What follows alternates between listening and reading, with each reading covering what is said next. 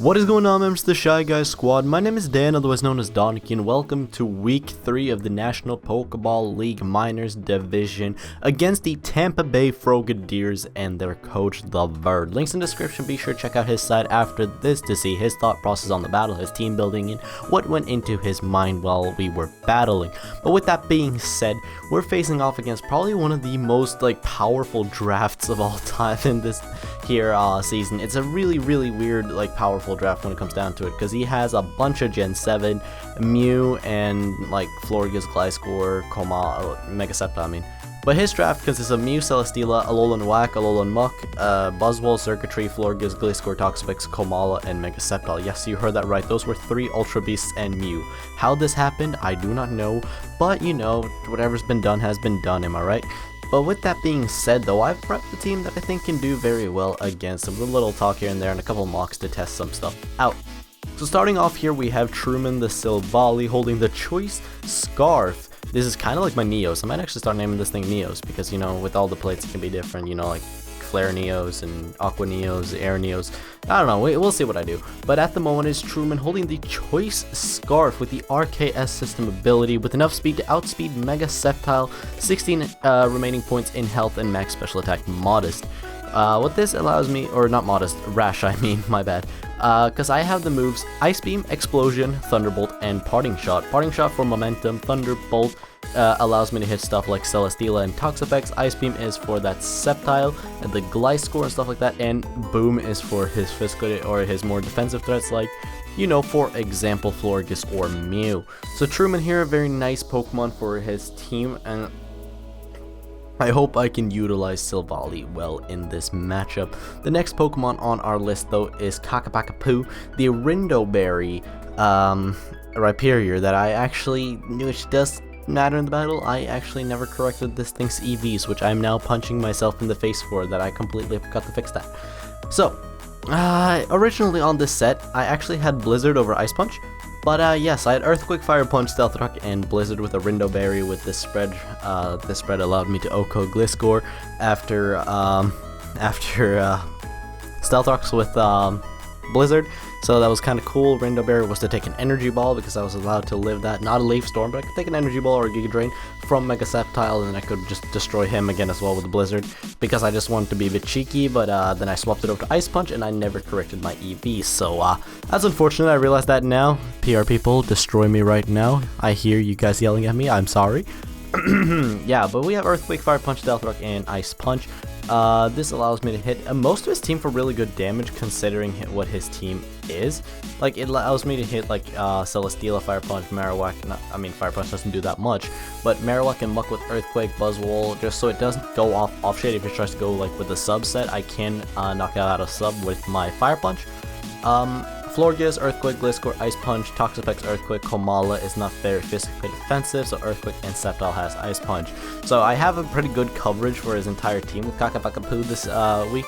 So I'm kind of hoping that it puts in some work. I do see that I fucked up TV, so how much work it's gonna do, I don't know, but we'll wait to see until the battle. But next up is let's rev it up for Stardust Dragon with Psychic Dragon Dance, Earthquake, and Ice Beam holding the Ground DMC, allowing you to go for Tectonic Rage. Because one of the few things that stop Latios from doing what it wants to do is Alolan Muck. I tested a lot in Muck against a lot of people, and Muck was the one thing that kept putting Latios down, and I did not know how to deal with it until my friend Aster told me that, why don't you do Dragon Dance Earthquake? And I was completely like, what, should I just change the full set to physical? But no, proves that at +1 with a neutral nature, no investments, Tectonic Rage just kills Muck, so that's really nice right there for me, so I'm kind of happy about that. Psychic, of course, and Ice Beam, I do outspeed Circuitry. Have Psychic hits most of his team, like in Marowak, Buzzwole, Circuitry, not Florges, Gliscor, Toxapex. They take a lot of damage, and the things that I can hit extra is like Sceptile, I can hit with Ice Beam, I can hit Gliscor with Ice Beam, etc. like that. So yeah, that's just a quick run through over Latios. Outspeeds the Circuitry. Has max special attack, has the bulk to allow me to take a knockoff or something, or a pursuit in case he tries to pursuit trap me with Muck. So that is what Latios is here to do this week, just try to get rid of Muck, because this thing is a potential win call. I can sweep with this thing if certain conditions are met. Next up I have Schlong, which will be appropriately named Steam Healer from here on out, the Elemental Hero Steam Healer. But yeah, so this set is Steam Eruption, Fire Blast, Sludge Wave, and Earth Powered. 192 speed, allowing me to outspeed a, I think it was a max speed whack or something. No, not max speed whack. Oh, I don't remember my speed creep on Volcanion. This game happened like a week ago. I don't remember it, damn it. But yeah, so it was meant to specifically outspeed something. I'm trying to look at his team right now. Yes, I remember now. It's supposed to outspeed a 72 speed invested Gliscor because, you know, the calc set, and I kind of went on that one, assuming some stuff. Yes, that was what it was. With max special attack, 64 health, Steam Eruption, Fire Blast, Sludge Wave, and Earth Power. Those 4 moves at an Assaultus just destroy Bird's team. Like, it's crazy how nothing on his team really appreciates taking it. But with that being said, though, that is Volcanion, very simple spread this week. And next up we have Tanya the Salazzle. A bit of a 4 move slot syndrome this week because I really badly wanted to add Hidden Power Ice to this to deal with Gliscor, because Gliscor seems like a switch into this thing. So I have Sludge Wave, Toxic, Fire Blast, and Taunt. Toxic allows me to toxic stuff like Celesteela and Toxapex and stuff like that, and Alolan Muck because of Corrosion. Sludge Wave allows me to hit the Florges, mainly because it's a threat. And also super effective on Megasceptile for some reason if he decides to do some weird creeping or something. I corrupt Gliscor with this thing. And then I have Fire Blast as well, which allows me to hit Celesteela pretty hard, as well as Buzzwole. So I wish I could have HP Ice here as well, because that would allow me to hit, like I mentioned earlier, Gliscor. But I think I'll be fine, because Fire Blast still does a huge, like a respectable amount of damage to it. So I'm happy with that. But yeah, that's Salazzle this week. Life Orb, just hard-hitting Pokemon, really. And our last mon here of the week is my choice Banded Honchkrow, which is meant to outspeed something. I don't remember at the top of my head. I really don't. Like, this prep happened last week, and I just don't remember exactly what it was meant to creep. But it was supposed to outspeed something, like a Buzzwole or something in a certain speed range. But yeah, so we have Honchkrow here today, Crow Hogan, holding the Choice Band with Sucker Punch, Brave Bird, Superpower, and Pursuit. Very huge offensive threat to his team. Like, it hits stuff really hard. Like, even a Brave Bird from a Bandit, Adamant, or Naughty, in this case, because I originally had Heat Wave, and I forgot to change Nature, where I could have been Adamant. Just making all the mistakes this week. Oh my god, I feel so... Oh god. Oh well, we'll have to see how, if these, we'll have to see if these, team things are going to be a major issue in the battle or not. But as it's looking right now, it's not looking too good for us. But we'll see how it goes, if it affects the battle majorly. But with that being said, I will return to you guys shortly with the battle. 3, 2, 1. What is going on, you guys? Welcome to the battle here against Dr. Crowler, you know, because, you know, on the Discord server, I'm Jaden Yuki, and I have actually caught a couple of people. We have Chumley Huffington and Cyrus Truesdale in there as well, which is freaking hilarious. And boy Bird here, he decided to go with the ult of Dr. Crowler, which is freaking hilarious, if I might add. But yeah, so that is the fun story about that. But as you guys can see, Bird has brought himself today the Mew, the Toxapex, the Muck, the Buzzwole, the Megasceptile, and the Circuitry. The only mon that I didn't really anticipate showing up was Sceptile. I kind of didn't see like the purpose why it showed up, but at the same time, you know, we take what we get, it happens, and we'll have to see how we play around this. But without further ado, I'm just going to click play and see how it goes. Now, I have a terrible record with leads, and that doesn't stop anytime soon. It's like with Truman, because it's safe as he leads with Muck. So, you know, I have a chance to parting shot, but it could have been a way better lead. I could have had a better option here. As I go hard into my Crow Hogan, the Honchkrow, as he clicks knockoff. So there goes my choice band. There's that out of the way instantly. There's one of my major threats just completely neutralized. That's not fun.